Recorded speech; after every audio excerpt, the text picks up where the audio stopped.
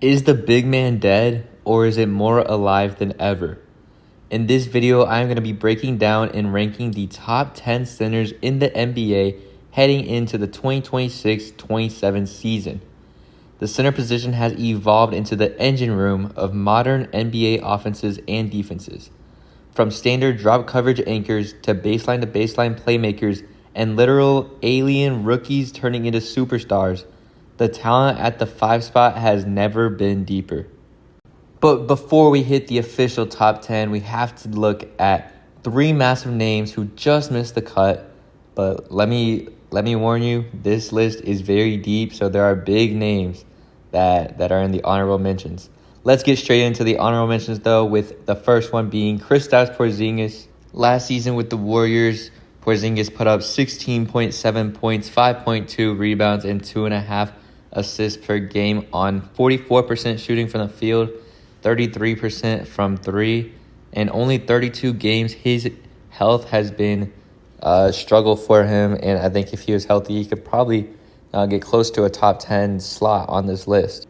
His ability to hit deep trail threes forces opposing 7-footers completely out of the paint, giving Golden State's wings a clear runway to attack, especially when you have guys like Steph on your team. Now, like I said, his problem is his availability. It's the same story pretty much every year. Pretty much since he got drafted, Porzingis missed crucial chunks of the regular season, and he misses playoff time. So you can't really put him in the top 10 when his durability is an annual question mark heading into next season. On defense, Porzingis is utilized as a deep drop anchor, which allows the perimeter defenders to stay hyper aggressive. So if he plays 65 games this season, he's probably a top 10, probably top 8 center in the league easily. But he needs to stay healthy because he has the skill level to be a top 10 center. But his health is a very big question mark. So for now, he's going to remain an honorable mention. Next up is arguably the best bench big in the entire league, Naz Reid, who just got traded from the Minnesota Timberwolves to the Charlotte Hornets, where he will be starting now. And that's why he is an honorable mention, because next season he will probably be a top 10 center just because he'll be starting, and assuming he keeps up the same workload or same talent that he's had, I don't know why he wouldn't be a top 10 center. Because right now, or with Minnesota, Reid was the lightning bolt off the bench. Reid consistently produced around 14 points and 5 rebounds in his limited minutes behind Gobert, but he filled in seamlessly as a starter whenever Gobert missed time. So he shot close to 40% from beyond the arc last season on high volume, and Reid isn't just a spot-up shooter. He has one of the tightest handles for an individual of his size in the league. He attacks closeouts like a wing, he splits pick and rolls, and he can finish with touch at the rim. He's an honorable mention just because he's playing behind 4-time DPOY in Rudy Gobert, but next season he will more than likely be a top 10 player, like I said, just because he'll be a starter on the Charlotte Hornets. But because his role was limited to 24 to 28 minutes a night last season, his raw statistical output and defensive sample size as an anchor kept him just outside of the top 10 for this year. Wait till next year, and I think I'll have to have him top 10. And I know this list is also based off potential, but I just haven't seen enough. I haven't seen him play in Charlotte, and I haven't seen him start in Charlotte. So once I see that, then, like I said, he will probably be a top 10 log, probably even higher, probably top 8 at least. Closing out the honorable mentions is the sophomore phenom from the Washington Wizards, Alex Sarr. This might surprise a few people, but he had a massive leap last season. After a raw but highly promising rookie campaign, Sarr took a legitimate step forward last season. In his second year, Sarr blossomed. He averaged 16.3 points, 7.4 rebounds, and a staggering 2 blocks per game. His efficiency jumped up to 48% from the floor, and he started knocking down his threes at 33% clip, which is good for a center. Sarr is built for the modern NBA. At 7'1" with elite lateral quickness, his defensive versatility is terrifying. He can drop, he can execute a hard hedge, or he can straight up switch onto all-star point guards at the level of the screen. Now, the offensive game is still catching up to the defense. Once his pick and pop processing and paint finishing mature, Sarr isn't just a top 10 center. He's probably top 7. The center position is stacked, but top 7 is definitely something to be proud of. He's also definitely going to be an all-defense and all-star potential written all over him. If not next year, give him a couple years in his career. I have high hopes for this guy. He's still incredibly young, incredibly high potential. And with Washington adding some big pieces in Trae Young, AD, and AJ Debanza, I just think Alex Sarr will continue to thrive without being the main guy. Kicking off the official top 10 is the ultimate blue-collar anchor of the Cleveland Cavaliers, Jarrett Allen. This might feel a little low. I promise you the center position is very deep, but this does feel a little low for him. But in an era where centers want to be guards, Allen embraces being a true interior force.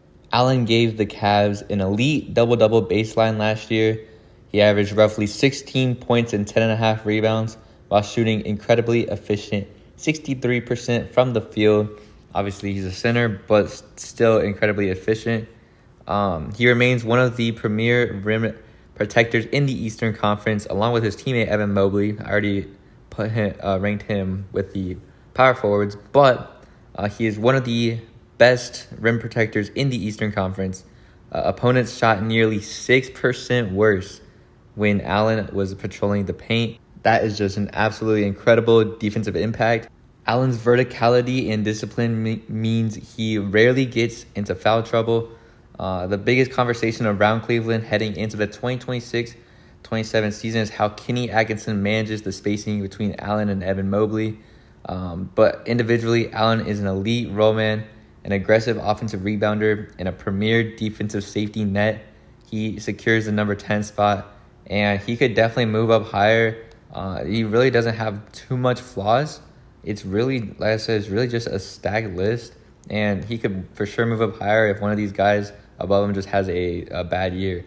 But he should always be a top 10 center for the next couple of years for sure. At number 9, we have the defensive cornerstone of the Western Conference juggernaut, Oklahoma City Thunder. We have Chet Holmgren, who was a DPOY contender last season. He finished a little bit rough in the Western Conference Finals. He struggled a lot throughout the playoffs. But Chet is an absolute tactical cheat code for the Oklahoma City Thunder. Holmgren put up 17.1 points, 8.9 rebounds, and nearly 2 blocks per game over his 69 appearances last year. He did all this while maintaining high-level efficiency from deep and from the free throw line. And although he does share the front court with Isaiah Hartenstein, Chet allows OKC to play a true 5-out offense. When Chet is respected from 25 feet out from 3, paint lanes are usually completely open for Shai Gilgeous-Alexander to dissect teams, which is the impact that Chet makes on his teammates. And defensively, Chet's instincts are elite. He recovers instantly on drop coverage and acts as a premier weak side rim eraser. And like I mentioned, he is a DPOY candidate last season, just for Wemby to sweep the votes there. Now, physical strength against traditional bangers like Jokic or Embiid is still the final frontier for Chet. I mean, he's just not – he's tall, but he's not as big as these other guys are. But the Thunder brought in Isaiah Hartenstein, like I mentioned, to take some of that physical bruising off Chet's plate. He shares the front court with them, which helps both of them out. Now, heading into next season, I think a more experienced Chet will be a little more threatening for the entire league, really. I know there's a lot of memes going around about him, but I do think he's still he knows who he is, and he's still an incredible athlete, an incredible player, incredible center. Sliding in at number 8 is the walking double-double and occasionally walking triple-double machine for the Sacramento Kings, Domantas Sabonis.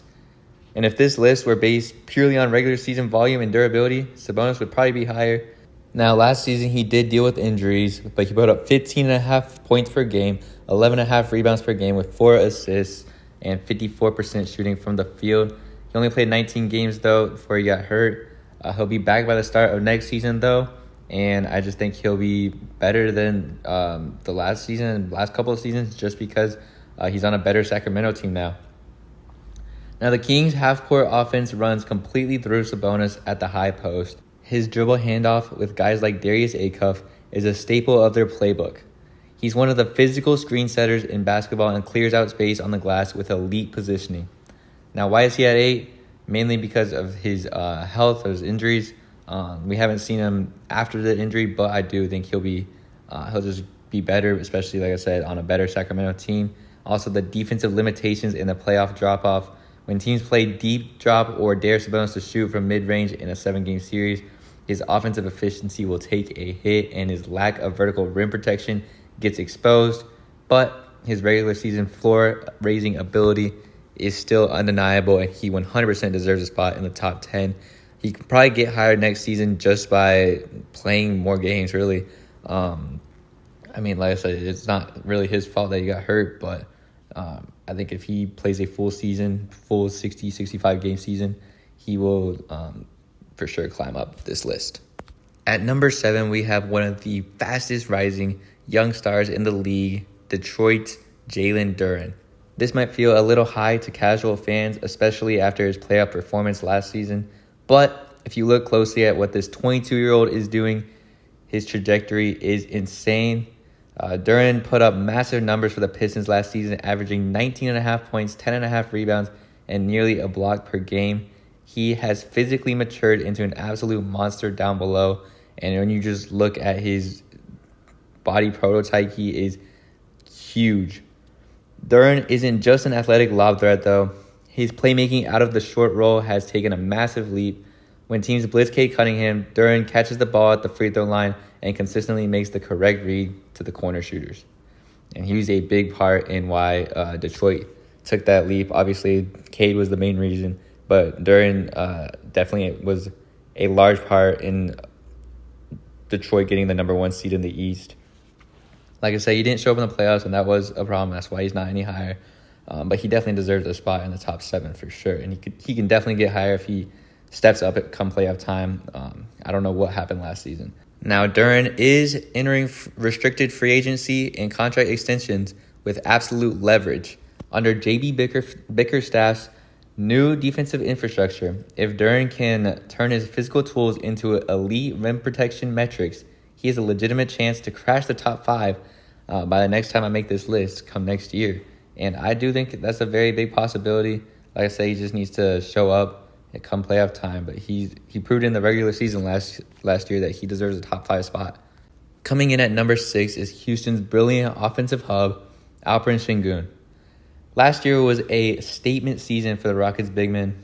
Sengun earned his 2nd consecutive All-Star nod, turning in a masterful line of 20.5 points, 8.9 rebounds, and 6.2 assists, and over a steal and block per game across 72 starts. Ime Udoka has fully embraced Sengun's elite post-up game. He has some of the most advanced footwork in the league, his spin moves, up and under counters, and an incredible passing vision that finds cutting wings out of the low post. Now, his defense had been lackluster up until last season, but the big surprise last year was his defensive improvement. While he isn't a vertical shot blocker, his positioning in Udoka's scheme helped Houston maintain a top-tier defensive rating. Heading into 2026 and 2027, Sengun is the undisputed face of the Rockets' future. And I think on this Rockets team, it'll be a healthier Rockets team with Fred VanVleet coming back. I think Sengun will only continue to grow. There's really not much that he can't do. He's not very consistent. He's not a great three-point shooter. I think they need to stop giving him the ball in clutch moments, which they made the mistake of doing a lot last season. But I think Sengun is he could have a chance to be in the top 5. I keep saying this, but these centers are very deep and very stacked, and it's going to be hard to climb this list unless just somebody ahead of you just falls down. But like I said, there's really not much that Sengun can't do. He can pass at an elite level. His vision's elite.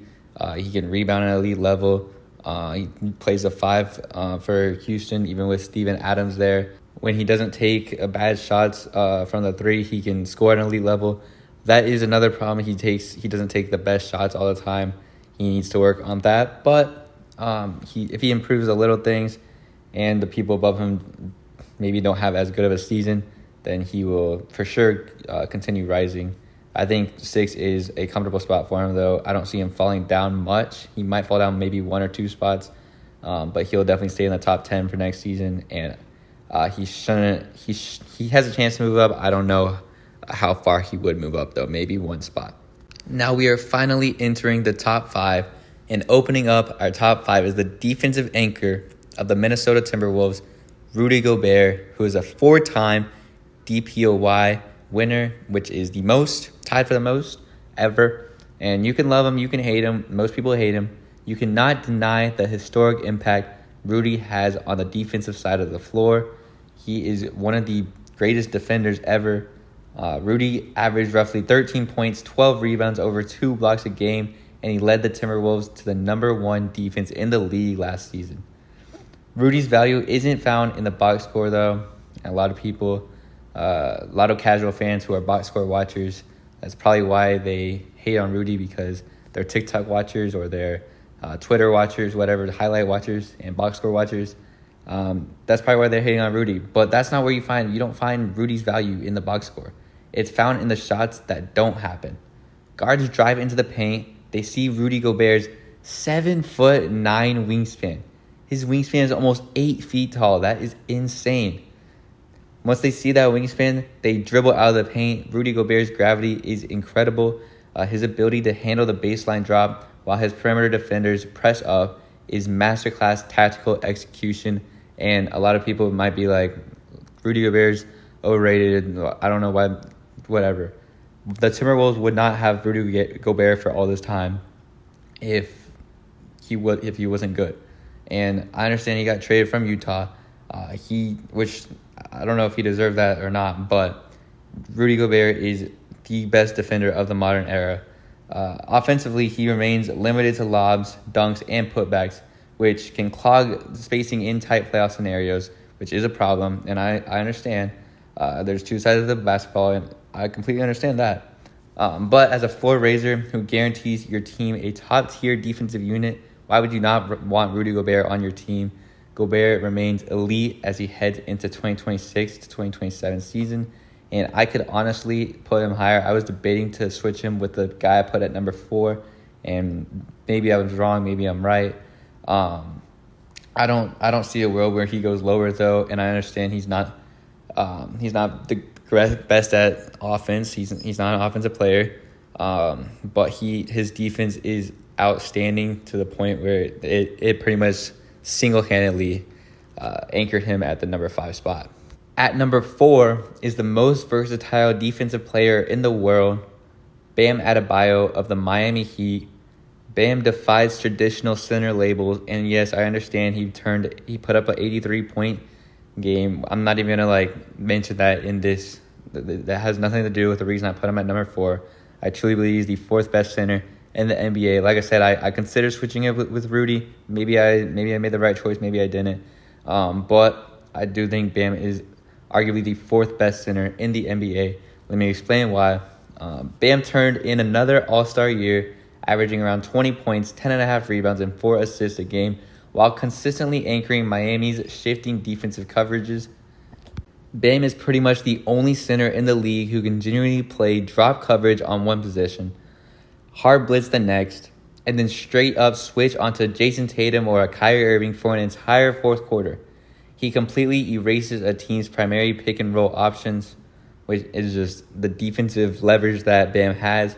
And obviously his offense is almost just as incredible as we saw Bam in his increasing confidence with his mid-range face-up game and even showing flashes of a corner 3-point shot. Heading into this season, if Bam maintains his offensive volume while anchoring Eric Spoelstra's defense, he firmly holds a spot among the Tier 1 elites in the top 3. I think he can be a top 3 center in the league come next season. I think there's a very good chance that I might have him at 3, especially with the reason I do have him this high, or one of the reasons, is because of the addition to Giannis. I think that front court is going to be elite, and I think that's just going to help both of them benefit, especially Bam. And you pair him up with Giannis, who plays power forward, and Bam can play center now rather than power forward when Gobert was on the team. But I do think this means there's only room for improvement for Bam. He's still very young, and I just think he's going to continue to grow for a couple more years at least. And I do think there's a very good chance that he can move up one spot at least come next season. At number 3, we have the most dominant per-minute scorer in modern basketball history. That is statistically proven, and it is Joel Embiid of the Philadelphia 76ers. And when he is healthy, he plays like a number 1 contender. Last season, when active, Embiid was virtually unguardable, averaging 27 points, 8 rebounds, and 4 assists per game in those 38 games that he did play in the regular season. His face-up game from the nail is completely broken. You can't play off him because he'll hit the jumper, and you can't get tight because he'll draw the foul. Now, with Jalen Brown joining Embiid and Tyrese Maxey in Philly for next season, Embiid's offensive burden should drop significantly. He won't have to carry the entire scoring load every single possession, and I've mentioned this multiple times in a lot of these videos, is that Jalen Brown suppresses his teammates more than anybody, and that has brought some players down on the Sixers and brought some players up on the Celtics. But I do think this is good for Embiid just because of his injury history, and I think that means he won't have to carry the load of, trying to carry the entire 76ers roster now when you pair up with Tyrese Maxey and Jalen Brown and the potential of LeBron James. I'm filming this before LeBron's made his decision yet. Now, he's number 3 because he can't really get much higher on this list just because number 2 and number 1 are pretty much locks.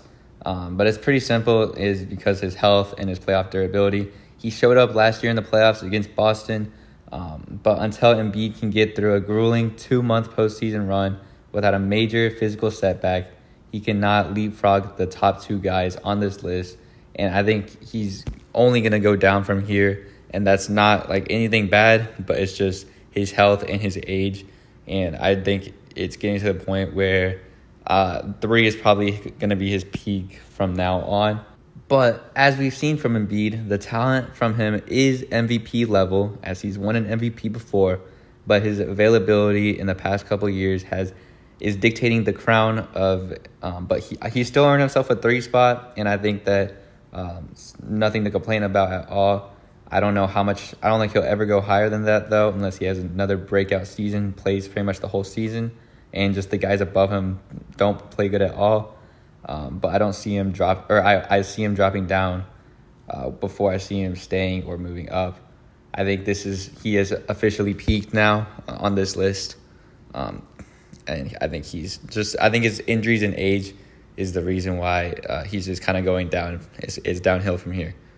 At number 2 already is the alien himself, Victor Wembanyama of the San Antonio Spurs, and we are witnessing the rapid ascent of a player who is completely breaking the sport of basketball. In his 3rd season, Wemby put up a historic video game numbers. He averaged roughly 25 points, 11.5 rebounds, 3 assists, and over 3 blocks per game. He didn't just win Defensive Player of the Year unanimously. He completely transformed the Spurs into a competitive unit single-handedly. After coming back from a finals run and a finals appearance, Wemby is a more experienced player than ever before. Imagine a version of Victor Wembanyama who doesn't have to create everything from scratch, catching structured lobs, and operating out of clean spacing. He is pulling up from 30 feet, running the fast break like a point guard, and protecting the rim from the three-point line. He is already a top 5 player in the world, and by this time next year, he might be challenging for the absolute number 1 spot in the world, especially on this list. There's a good chance he could be number 1. It's really just going to depend on how number 1 performs. But Wemby is performing incredibly well for somebody of his age. And the Spurs on their own are just a very young team. And it's just hard for a guy like Wemby to shine when there's not very much experience on this roster. Now, I'm not going to lie. I don't think there's a world where Wemby will ever move down from number 2. As long as he's healthy, I don't think there's really any way it would be mind-boggling for him to go down unless he just has a dud of a year. I think he's stuck at 2. I don't know how he could move up because the guy have a number 1, but Wemby has the talent to take him down. If he puts up an MVP season, maybe he'll get that number 1 spot. But speaking of the number 1 spot, heading into the 2026-2027 season, the crown still belongs to one man, and I think we all pretty much knew who it was. Maybe some people had Wemby, maybe some people had Embiid. But at number 1, the best player in basketball, former Finals MVP, 4-time MVP, Nikola Jokic of the Denver Nuggets. The 4-time MVP is the ultimate offensive system, the greatest offensive center the league has ever seen. Last season, he averaged 28 points, 13 rebounds, 11 assists on 57% shooting from the field and 38% from 3. Jokic plays the game in slow motion. His basketball IQ is completely unmatched, and that is the reason he is able to slow down the game, as he's a facilitator and he's pretty much he controls the offense. He's the engine for the Denver Nuggets. If you play him single coverage in the post, he will systematically punish your big man with hooks and touch shots. If you send a second defender, he will deliver a pinpoint cross-court pass to an open shooter before the double team even arrives. So how do you even guard a guy like Nikola Jokic? I don't know. I'm going to be real. I don't know. I've watched Jokic for years. I have no clue how you defend a guy like him. Rudy Gobert's giving you his best answers, but it's very hard to defend somebody like Jokic. Statistically, proven by data, Nikola Jokic makes everyone around him on his team at least 25% better. He controls the tempo, he handles the pressure of elite postseason game plans, and he remains the single most impactful basketball player alive. Until somebody unseats him on the game's biggest stage, Nikola Jokic is the undisputed number 1 center in the NBA. And you can argue Wemby, you can argue Embiid. I'm not going to really hear it out. I might listen, but I probably won't hear it out. I think Jokic is undisputably number 1, and it really shouldn't really be close. But like I said, with Wemby, I do think there's a chance that Jokic could maybe fall down to the number 2 spot if Wemby has an MVP season, or if Jokic just has a really bad season. But I don't see a world where the top 3 on this list really change. Maybe Embiid falls off, but the top 2 are pretty locked in, and I don't see a world where the top 2 on this list ever would change. Now, there are players on this list with young risers like Jalen, Duren, and Alex Sarr. There's players with sheer dominance like Nikola Jokic, like Joel Embiid. And then there's rapid risers like Victor Wembanyama. The center position will remain in incredible hands as it has throughout the entirety history of the NBA. Let me know if I put Alperen Sengun too high, or if Chet Holmgren should be higher or shouldn't even be on the list after his playoff performance. And let me know how long until Wemby takes the 1 spot from Jokic. But other than that, that's going to wrap up this video, and it will wrap up my official top 10 center ranking heading into what is going to be an absolutely wild 2026-2027 NBA season that I am looking forward to super badly right now. Let me know down in the comments who I ranked too high, who got completely snubbed from this list, and what your personal top 10 will look like. Don't forget to like and subscribe, turn on notifications for more daily basketball NBA content.